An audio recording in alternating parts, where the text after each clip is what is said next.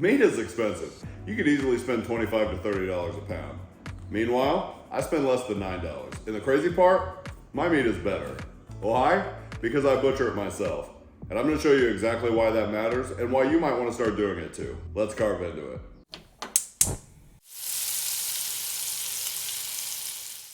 Hi, I'm Joe.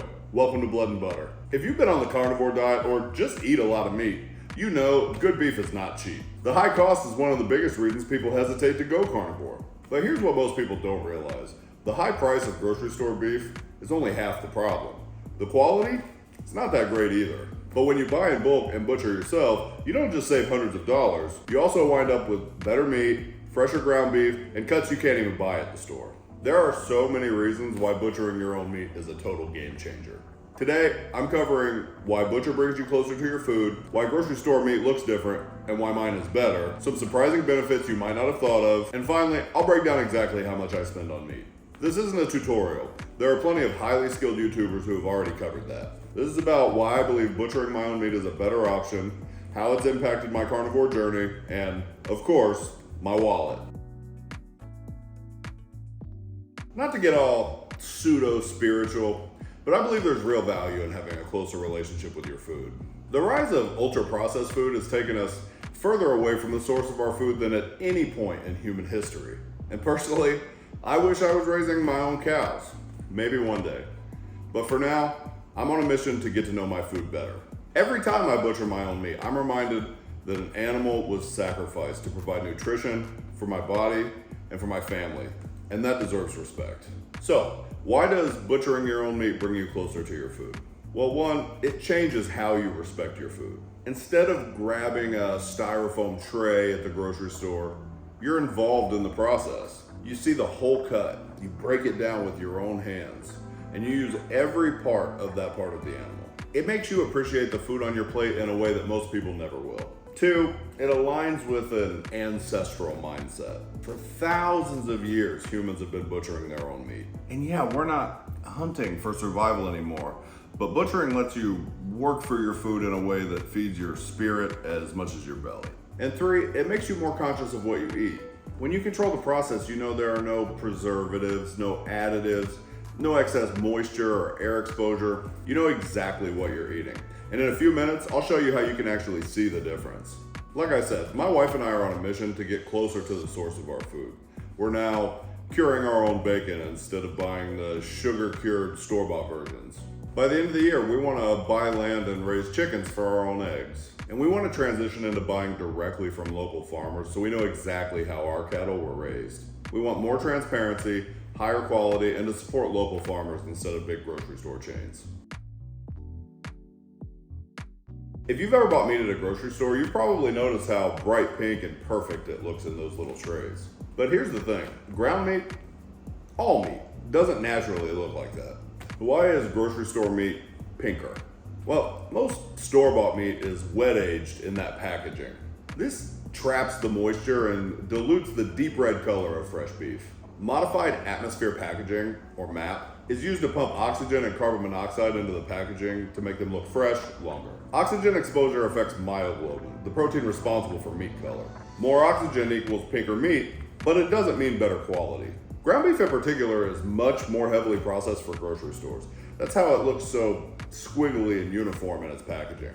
They grind it many times to increase water retention, which increases weight, so you get less beef for your dollar. My ground meat is darker and richer in color because it's vacuum sealed without gas treatments. The meat isn't packaged with excess water, so it retains its deep red color and a much better texture. A fresher grind equals better ground beef. Store-bought ground beef can sit for days or weeks in its packaging. Mine is ground up and vacuum sealed as soon as it comes off the larger cut. This isn't even just about appearance, it's about quality, and that's not all. Let's talk about some other benefits. Let's talk about some more reasons to butcher your own meat. One, you get access to rarer cuts. I think the spinalis, the ribeye cap, is the most holy creation on this planet. When we butcher a rib primal or a whole rib roll, we can separate it out as a kind of flank steak and grill it separately instead of leaving it attached to the ribeye. We also carve out chuck-eye steaks instead of leaving them attached to the roast. These are a way higher quality cut. They don't call it the poor man's ribeye for nothing. Then there are cuts you just can't buy in the store, like Denver or Sierra steaks from the chuck.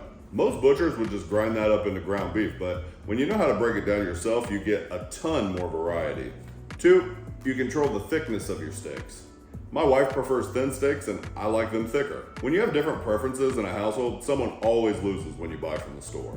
This way, we both get exactly what we want. 3, you get to use the fat. Grocery store meat is usually trimmed lean, but there's a ton of great fat surrounding the cuts that you love. And if you're eating carnivore, fat is one of the most valuable things you can get. Butter, tallow, lard, these things are crazy expensive when you buy them separately, especially animal fat. But by butchering ourselves, we get all this bonus fat that we get to render down and use for cooking all month long. Bonus tip, if you want insanely good tallow, smoke it. A rich, smoky tallow will change your eggs forever. And 4, you have total control over your ground beef. We've already talked about how much better the quality is, but another huge advantage is you know exactly what part of the cow it comes from. Plus, if you want to boost your nutrition without choking down organ meats on your own, adding them to ground beef is a game changer. We've started mixing in liver and heart, and pretty soon we're going to be adding kidney and tongue as well. So it's not just about steaks. It's about getting the most out of every piece of meat and not letting huge parts of the animal go to waste. Alright, so let's do a grocery store reality check. Sprouts is the closest grocery store to my house. So if we take a look at what ribeye would cost right now if I went and bought it today, it would cost $18 to $22 per pound based on the source of the beef.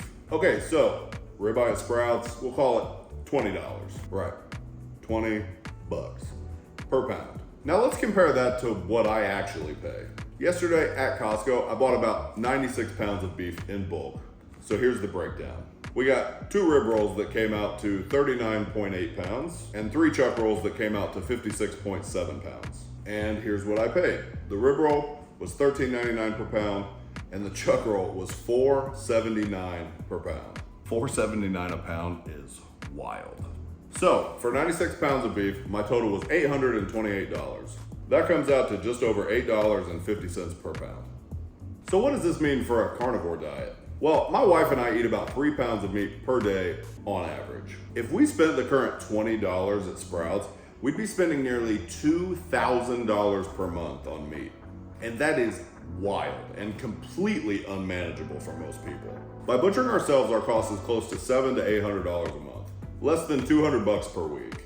And not only is that way cheaper, but it's significantly less than we used to spend when we used to eat whatever we want and go out to eat a lot and order food in all the time.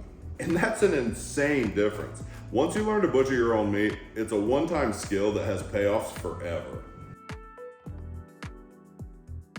So, should you start butchering your own meat?